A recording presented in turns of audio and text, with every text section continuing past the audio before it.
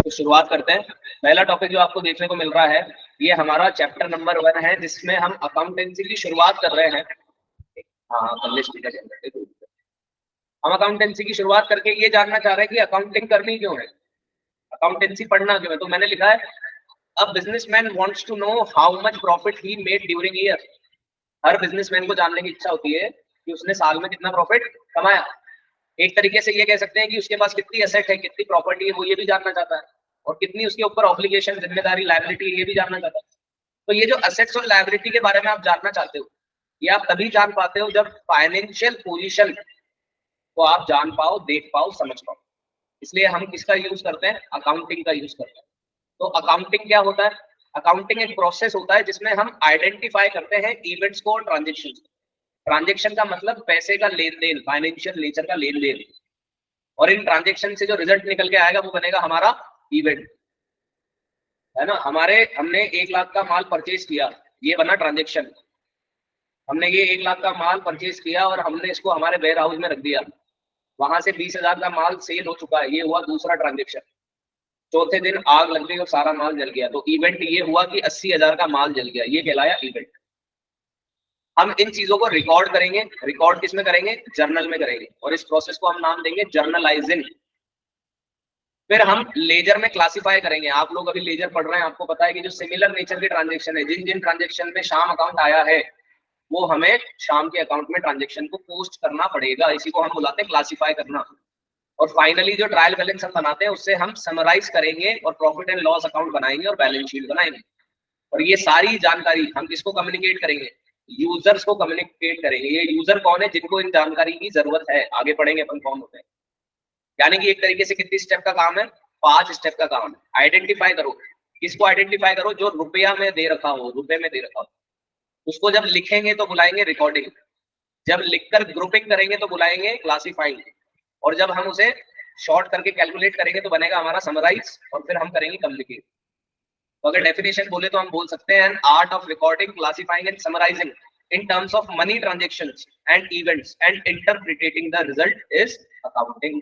अगर 3 नंबर में सवाल आ जाए तो ये पूरा जो लिखा हुआ है ये लिख के आ जाओ।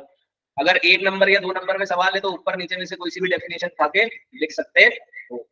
अब आए अपन फाइनेंशियल अकाउंटिंग का मेजरमेंट, कैलकुलेट, मेजर करना। ये 2 फर्नीचर है कि 500 रुपए का फर्नीचर है? 500 रुपए का फर्नीचर है। ये हुआ ना, वेरीफाई है। और कोई डाउट? ट्रांजेक्शन किसमें होनी चाहिए? मनी में होनी चाहिए। अब अकाउंटिंग के बाद आते हैं अपन एंड रिजल्ट क्या है। हम ये जो फाइनेंशियल अकाउंटिंग करेंगे, ये जो हिसाब किताब आइडेंटिफाई करेंगे, लिखेंगे, क्लासिफाई करेंगे, बैलेंस शीट बनाएंगे, इसका एंड प्रोडक्ट क्या है? तो 2 एंड प्रोडक्ट है। पहला एंड प्रोडक्ट है हमारा इनकम स्टेटमेंट। इनकम स्टेटमेंट में सोल प्रोप्राइटर के 2 खाते बनते हैं, ट्रेडिंग अकाउंट और profit and loss account. Trading account से निकालते हैं हम ग्रॉस प्रॉफिट और प्रॉफिट एंड लॉस अकाउंट से कैलकुलेट करते हैं नेट प्रॉफिट। ग्रॉस प्रॉफिट हमारा टोटल प्रॉफिट। ट्रेडिंग शब्द का मतलब है गुड्स एंड सर्विसेज की परचेज सेल से प्रॉफिट कैलकुलेट करना। ट्रेडिंग अकाउंट में केवल 5 नाम आते हैं। कितने नाम आते हैं? 5। यहां पर देखिए मेरी तरफ, ये 5 नाम है। Opening stock, purchase, sales, closing stock और डायरेक्ट एक्सपेंस। कितने नाम है टोटल बेटा? 5 नाम है ना। मैं यहाँ पर आपको बना के दिखा देता हूँ। ट्रेडिंग अकाउंट बहुत सिंपल सा होता है। ट्रेडिंग अकाउंट ऐसे हम एक टी शेप अकाउंट बनाते हैं, ठीक है।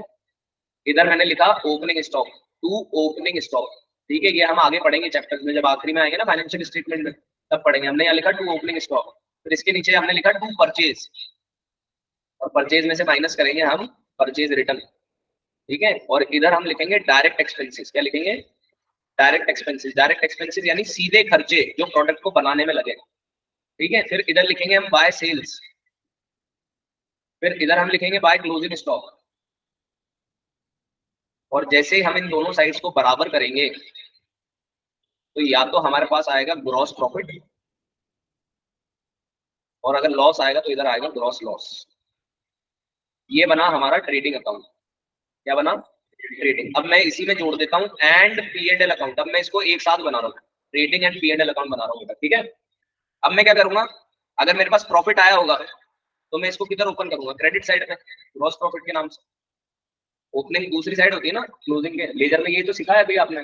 अगर क्रेडिट में बाय बैलेंस सीडी आया है तो डेबिट पे ओपन होएगा टू बैलेंस बीडी के नाम से, और अगर ग्रॉस लॉस होगा तो मैं उसको इधर ले आऊंगा ग्रॉस लॉस के नाम से। अब ऊपर मैंने लिखा था ट्रेडिंग में डायरेक्ट एक्सपेंस, यहां मैं लिखूंगा इनडायरेक्ट एक्सपेंसेस, जो खर्चे प्रोडक्ट को बनाने में नहीं केवल बेचने में होंगे। और अगर मेरी कोई इनकम होगी तो वो मैं इधर लिखूंगा बाय इनकम, क्योंकि नॉमिनल अकाउंट का रूल फॉलो कर रहे हैं, एक्सपेंसेस लॉसेस को डेबिट पे और प्रॉफिट और इनकम को क्रेडिट पे। अब फिर मैं बराबर करूंगा इसको, अब इधर आएगा तो कहलाएगा नेट प्रॉफिट, और अगर इधर आया तो कहलाएगा नेट लॉस। अब इसी को एक न्यूमेरिकल से समझने की कोशिश करते हैं। देखिएगा इधर मैं स्क्रीन चेंज कर रहा हूँ, यहाँ पर आप स्क्रीन पर थोड़ा सा ध्यान लगाइएगा तो आपको देखने को मिलेगा कि यहाँ पर प्रॉफिट दे रखा है, परचेज दे रखी है 5 लाख की और सेल दे रखी है 8 लाख। तो मैंने 5 लाख का माल 8 लाख में बेचा, तो ये 3 लाख मेरे लिए ग्रॉस प्रॉफिट है। अभी मैंने इसमें से डायरेक्ट एक्सपेंसेस नहीं हटाया, मैंने सीधे परचेज सेल से करा एग्जाम। अब इस 8 लाख में से फॉर एग्जांपल मेरे और भी खर्चे हुए, 1 लाख का रेंट गया, 60,000 की सैलरी गई, 20,000 के एडवर्टीजमेंट के खर्चे हुए, टोटल हुआ 1,80,000। अब मैं इस प्रॉफिट में से जब मेरे ये खर्चे हटाऊंगा तो जो निकल के आएगा वो है नेट प्रॉफिट, ये बना 1,20,000। समझ में आया ट्रेडिंग और P&L इनकम स्टेटमेंट। अब आए अपन इसके बाद बैलेंस शीट। तो बैलेंस शीट ज्यादा कुछ नहीं बताता, बैलेंस शीट बताता है हमारी असेट और लायबिलिटी की पोजीशन। अकाउंटिंग इक्वेशन में अभी आगे हम पढ़ेंगे आज, उसमें हम असेट और लायबिलिटी की बैलेंस शीट कैसी होती है वो भी देखेंगे। ये ऑटोमेटिकली बैलेंस शीट बैलेंस हो जाती है, इसलिए इसका नाम बैलेंस शीट है, बस ऐसा कोई रॉकेट साइंस नहीं। ये मानना है अकाउंटिंग इक्वेशन का कि asset equals to liability plus capital. तो अगर हम ये एक टी शेप बनाएंगे जिसमें इस तरफ लायबिलिटी दिखाएंगे इस तरफ असेट दिखाएंगे तो ये अपने आप बैलेंस होनी चाहिए, तभी मानेंगे कि आप एक परफेक्ट अकाउंटेंट हो। अब इसके बाद हम देखते हैं हमारे ये इनकम स्टेटमेंट में कहानी क्या है। तो इनकम स्टेटमेंट यानी ट्रेडिंग अकाउंट और P&L अकाउंट हमारे फाइनेंशियल रिजल्ट बताते हैं कि हमारी प्रॉफिटेबिलिटी कितनी है, हमारी इनकम कितनी है। और बैलेंस शीट हमारी औकात बताती है, हमारी फाइनेंशियल पोजीशन बताती है कि हम कहां पर एग्जिस्ट करते हैं। फंक्शंस ऑफ अकाउंटिंग, हम नए टॉपिक की शुरुआत कर रहे हैं, फंक्शंस ऑफ अकाउंटिंग। तो अकाउंटिंग के 6 फंक्शन है, इसी को आप प्रोसेस ऑफ अकाउंटिंग भी बुला सकते हैं। सबसे पहले हम ये पता लगाते हैं क्या रिकॉर्ड करना है, व्हाट टू रिकॉर्ड, इसको बुलाते हैं आइडेंटिफाई करना। फिर जो भी चीज हमें आइडेंटिफाई करके रिकॉर्ड करनी है उसको हम मनी के टर्म्स में लेके आएंगे, इसको बुलाते हैं मनी मेजरमेंट। फिर हम इनको लिखना शुरू करेंगे बुक्स ऑफ अकाउंट में, जिसको हम बुलाते हैं journal, subsidiary books, cash book, purchase return book, sales return book, journal proper. ये हुई हमारी रिकॉर्डिंग।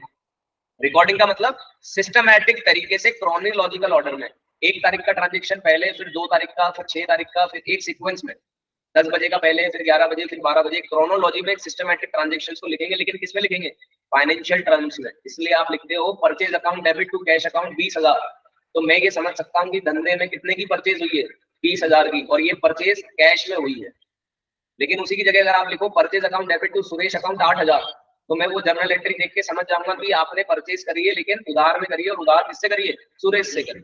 इसके बाद हम इनको क्लासिफाई करने लगेंगे, जो सिमिलर नेचर के हैं, one nature eight one single place.